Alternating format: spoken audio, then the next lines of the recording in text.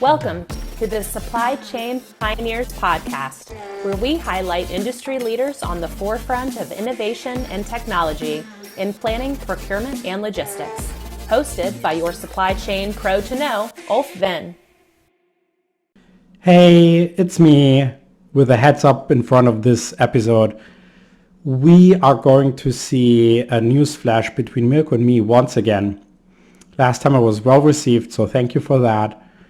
This was a very special one actually, because I was on vacation. I didn't know anything. Mirko was also on vacation, but he knew everything because he's Mirko and he is always up to date. And that's great. I was terribly sick. Couldn't do anything on my vacation except for sleeping. So essentially, I got a lot of information within this meeting and I reacted first second to that and brought my ideas into this from a supply chain background, having worked in supply chain for quite a while. And then he came with all the intelligence and what already is covered in the news. Personally, I think it's very interesting. I hope you like it. We also talk about why in the end these two events are not as impactful as everybody thought in the first minute. And then we also teaser the reason we actually tried together on that day, right after vacation season, which will be a new episode coming up. It's a shorter one. I hope you like it. And that's all I want to say. Have a nice day. Bye. Supply Chain Pioneers is powered by Everstream Analytics. Everstream gives you the predictive insights and analytics to make your supply chain faster, smarter, safer, and leaner. Go to everstream.ai to book your demo today. Hello, everybody, and welcome to a new episode of Supply Chain Pioneers. And with me, I have the sage of supply chain incidents. He sees the alerts even faster than Chuck Norris. And it's one and only Mirko. Hi, how are you today? Hi, Ulf. Great. Thanks for having me. Of course. So, Mirko, full transparency, we actually wanted to do something totally else today, but then stuff happened. So today we will do another news flash and we'll cover two of the most exciting topics in supply chain management today. And yeah, let's directly start because everybody knows you from last time. So there was a bridge. It wasn't in London, but in Baltimore. It was still falling down. And now, Mirko, my fair lady, can you maybe summarize a little bit what happened? Sure. So, and obviously, a key bridge in Baltimore on the U.S. East Coast collapsed, and obviously, it's a very tragic event. I think there were multiple people on the bridge that in the end died, and obviously looks very spectacular. I mean, you don't see many bridges collapsing like this, especially after a container ship runs through it or runs against it, and so it's been obviously all over the news, and rightly so, because it's a very sort of media prone topic, obviously, and media prone event. In the end, they were able to stop most of the cars. I mean, luckily, it really happened at 1:30 a.m. in the morning, so there wasn't a lot of traffic, and it could have been much worse, is I guess what I'm trying to say. And there's obviously plenty of impact for the city of Baltimore. I mean, it's a devastating event because the problem is with the bridge is it really blocks off the access to about 85% of the port. There's a couple of terminals, especially for car carriers, that go into the port that is outside of the bridge, but everything else is really within, like between the bridge and the city. And so, the port is really out of operation at the moment. There's really no ship that can go in or out of the port. And so obviously for the city that is very dependent, I think it's one of the 15 biggest ports in the US. It's obviously a huge event, and there will be definitely economic fallout from this, because obviously now, if shipping companies wanted to or not, they have to find a different port basically to get the cargo in and get the cargo out of Baltimore. So there will be plenty of diversions, and it's very impactful for the city of Baltimore and maybe the wider region. But let's say from a global supply chain perspective, if you compare it to other events, people have been talking about obviously how this compares with other sort of disruptions. It's still very local. It's a very local event. And we'll probably see a lot of congestion in the next couple of weeks in sort of nearby ports that will have to absorb some of those vessels, whether they're carrying cargo or containers or cars or bulk like coal or other type of commodities. But in the end, it will be a very limited impact, I think, on the wider U.S. economy and the global economy in general. Mm-hmm. But what products exactly go through the port of Baltimore? Sure. Yeah. So there's a lot of commodities going in and out. So coal has been mentioned before. There's a lot of agricultural goods leaving the port. Some of the biggest sort of agricultural machinery makers in the US are using the port to export to different parts of the world. And in terms of the imports, it's the biggest port actually to receive vehicles, so passenger cars, which is a little bit containers or commodities, because there's not that many auto handling facilities and the port is very specialized in this way in terms of the equipment and the labor knowledge that you have to have, labor expertise. So it's not that easy actually for vehicles to for all of a sudden go to a different port when they don't have the facilities to receive them and to make sure that they're handled properly with proper care. And so it's the biggest auto handling port in the US. So from that perspective, everyone from Ford to General Motors to BMW to Mercedes are all using the port to import and export. And so that's from that perspective, it's a very important port. But as I said, some of those terminals actually not affected, so they can be reached. They can still be reached. Basically, they're not within sort of the affected area between the port and the bridge. They're sort of outside of this area. So it really depends on it's you have to be really lucky, and some car carriers are actually quite lucky that because they're using some other terminals and so these are some of the major products being affected. But especially cars often need a special port to unload, right? Because you also have to store it on the port real quick, have to do a specific import-export. So the alternatives probably are low. Also, the capacity might be low. And I for example, saw in the news that Mercedes is heavily affected by that. So where do they go now, the car manufacturers? Yeah, it's a good question. I mean, obviously, it depends also on contracts. I mean, especially, there's, as you said, there's not many terminals that can receive that, and you have to sort of see what contractually you're able to do, right? Can you get out of the current contract that we have with the terminal because you can't reach it? Do the other reachable or accessible terminals have more capacity to absorb some of those extra imports and extra exports? We've already seen like some of the big car carrying companies. So there's special sort of ships that carry these vehicles. And there's some big players out there that already said that this event will have an impact on their bottom line for Q2 at least. And so the impact, I mean, I think in the end will be greater on maybe the logistics providers than the actual OEMs. But yeah, it's a great question. I think they're still in wait and see mode to sort of see where they can sort of reroute the components, and who has capacity and what is legally possible, because this is an event that doesn't really happen that often. And so it takes it some time to sort of go through the right legal steps to actually also understand who's footing the bill in the end. Yeah. I'm like, full transparency. I was on vacation and I didn't have a cell phone with me, so I'm not aware of the events we talk about today a lot. So I might now say a lot of rubbish, but as far as I remember, the car sales are picking up again globally, and especially in Q2 after a very rough Q1. So I think with car sales picking up, it could actually be, especially for the automotive industry that sells into the US and has maybe German car manufacturers have a bigger focus on US these days. Maybe for them that's actually more impactful that we right now think. But that's just a guess, right? Let's see what happens. It's my assumption would be maybe for them actually this could turn out to be a huge downer, because you need in America, right? You buy the cars from the dealer directly. So they need to be there to be bought. And if they're not there, then they might buy another brand, which is different than the make to order that is more predominant in Europe. Yeah.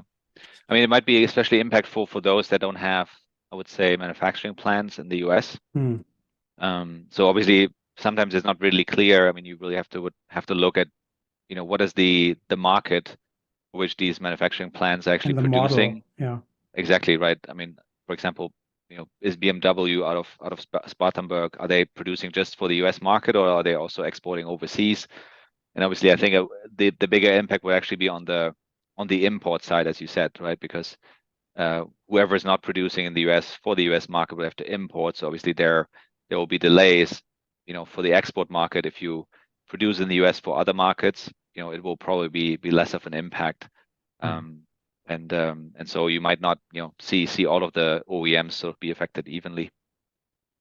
And obviously Mercedes, BMW, not only I think are they using the terminals that are still accessible, but also they are obviously have manufacturing plants on site. Maybe not for all the models that they want to sell, but I think they will be better equipped than maybe somebody like PSA or others. Good, interesting. Also, I saw that salt was a big import-export part for Baltimore. Is that correct? Great question. I mean, I'm not familiar with all the commodities that go through the port, but if salt is one of them, I take you. I thought I saw salt in there. We're using too much salt anyway, so maybe that's a blessing in disguise, and we can reduce a little bit of our salt consumption. But I think that's rather easy to reroute in comparison. Do we know if how the port capacity overall in the US is? Do we know if there's enough alternative capacity right now to kind of make up for the loss of the one port? Yeah, absolutely. I think if it's definitely not comparable. I mean, it's as I said, not one of the biggest ports, so it's not part of the top 10. It's actually in terms of value, it is I think number 9, but that mainly has to do also with the cars, obviously, that are higher value goods than some other commodities or other sort of intermediate products. But we're not at a time where supply chains are very strained. And so this is very different from the 2020, 2021, 2022 situation when basically any impactful event, whether that was in China or the Suez Canal or on the West Coast with the port congestion, anything would have a sort of multiplying effect on supply chains. That's not the case right now. There's definitely much more capacity in the supply chain to absorb this type of event, as we've seen already with the Red Sea crisis. I mean, there have been some initial delays and production stoppages because companies had to obviously factor in the longer transit times. But right now that's the baseline, right? Anyone ordering from Asia, or wanting to ship to Asia, you just have to add 20 days, and that's basically what everybody's planning for on the planning side. It is more expensive for them right now, right? And it might increase end consumer prices, but it is manageable. There will not be delays. There will not be stockouts because it has been adjusted. I would say. Superb. I think that's it for Baltimore. Sad story overall, but probably. And, I mean, very just extraordinary. I mean, if you think about one of those extraordinary sort of manufacturing wonders, you have to say, like these huge type of ships losing power multiple times and then basically just frantically trying to sort of call the authorities to stop the traffic, and then basically this whole bridge basically colliding within a matter of seconds. It's just truly extraordinary images. Okay. I've not seen it yet, so I might have to look at it. I was on vacation, really totally shut down. So let's take the second topic, which takes us from the North America region to the Asia region, and especially into Taiwan. There was an earthquake while I was gone. What has that to do with semiconductors? Just a guess. Yeah, so I mean, I actually also was away last week, and I think the last time I was away, there was also an earthquake in Japan last time. Okay. And so obviously these events, they had, earthquakes, they will always happen. They will always happen without a little notice. I think there's still lots to sort of uncover in terms of seismological progress to sort of understand like when and how severely earthquakes are happening. But obviously Taiwan is right on the ring of fire, similar to Japan. So earthquakes are part of the day-to-day, I want to say, or the month-to-month sort of business, and a lot of the structures and buildings have have the latest technology updates on earthquake-proof sort of building and architectural design. But obviously, it was still a very strong earthquake, and it actually definitely cost some lives. There was definitely human impact. There was a lot of damages as well. Also, a lot of spectacular images of roads completely collapsing and sort of disappearing, and obviously buildings sort of falling down and sort of disappearing as well. But on the flip side of it, the earthquake happened on the eastern side of Taiwan. So obviously Taiwan, as you said, it's a critical player in the global semiconductor supply chains. For some very advanced semiconductors, Taiwanese companies produce over 90% of the global supply.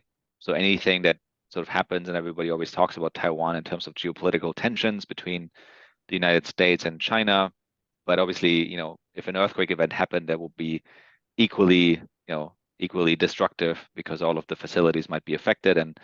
And luckily this time there was actually an earthquake that was on the eastern side of Taiwan, where there's no major manufacturing operations actually for anything, whether that's semiconductors or chemicals or other parts that Taiwan is very, very important for. And it's very touristic part of the island. It's also, very mountainous region. And so you had a very local impact there. I mean, the earthquake was still felt everywhere else in the island, and actually also in Japan and some Japanese islands. And some of the major, semiconductor makers like TSMC, UMC, they have shut down some of their facilities to inspect damages and sort of repair some machines. But within 48 hours, basically everything was almost back to normal. 85%, 90% of the capacity was reached again.